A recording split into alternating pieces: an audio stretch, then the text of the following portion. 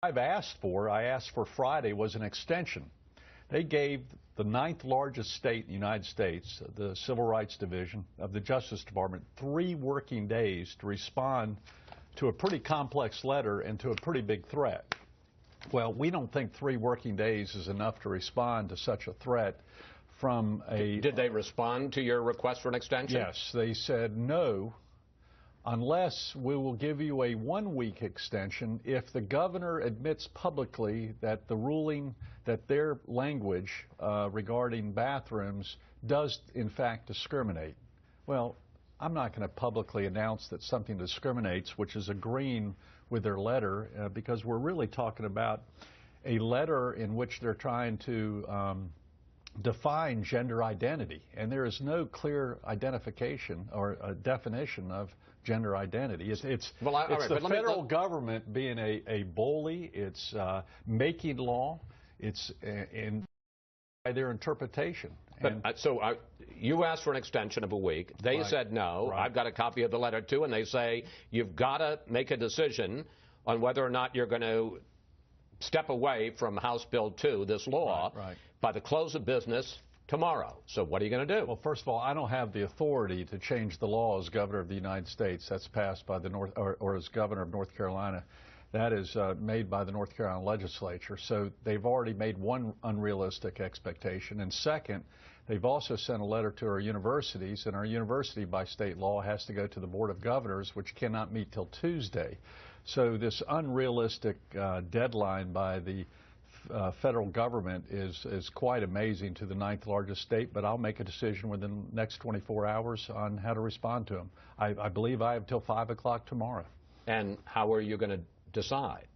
I'm discussing all of our legal options, all of our political options, because frankly, there are 2 ways the federal government can determine this. One is a bathroom policy determined by the Congress and signed by the President, or a dictate from a regulatory agency in the United States federal government. And that's the way it is right now.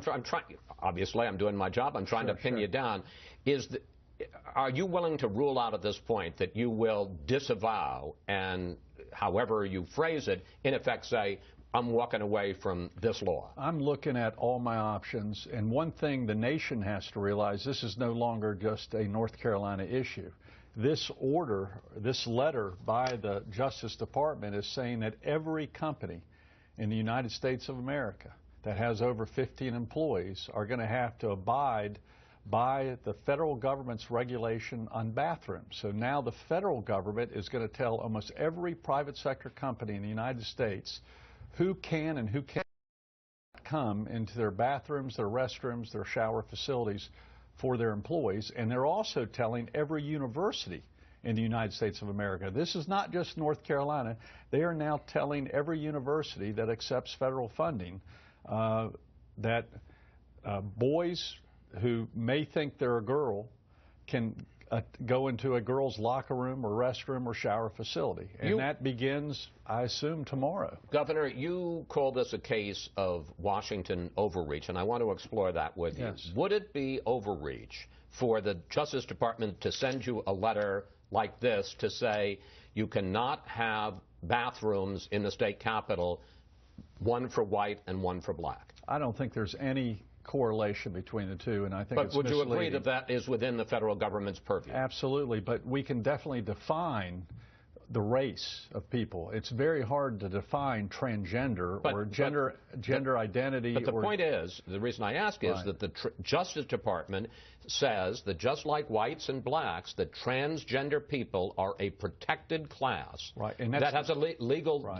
meaning, a protected class under the 1964 Civil Rights Law. That's what they say, but that's not what the federal law says. The federal law uses the term sex.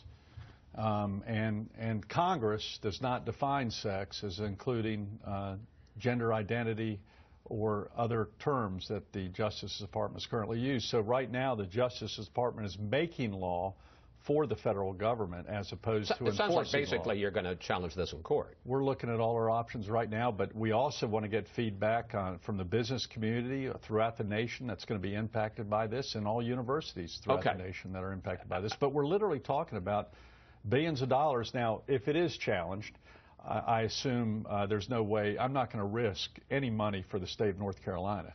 And now even the DOT, the Department of Transportation here in Washington is doing press releases saying they're examining whether they can take away North Carolina's money for roads and other transportation needs. But I'm going to get to the money issue in a second. But how many cases have you had in North Carolina in the last year where people have been convicted of using transgender protections to commit crimes in bathrooms? This wasn't a problem.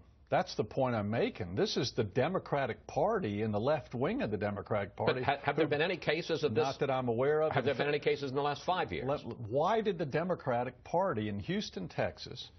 But I guess the question is, forgive me if I may, sir, why not just then let it go? If there's not a case of transgender people going in and molesting little girls... I haven't used that at all. This is an issue of expectation. Well, you did say a boy who thinks he's a girl going into a girl's bathroom. And that's where there's an expectation of privacy. When you go into a restroom or your wife goes into a restroom, you assume the only other people going to that restroom or shower facility is going to be a person of the same gender.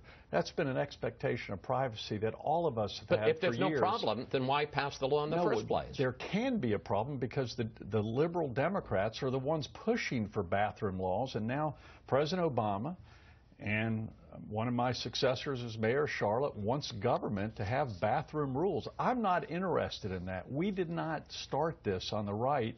Who started it was the political left in Houston, Texas, then Charlotte, North Carolina, and now, frankly, in Washington, D.C. Let's talk about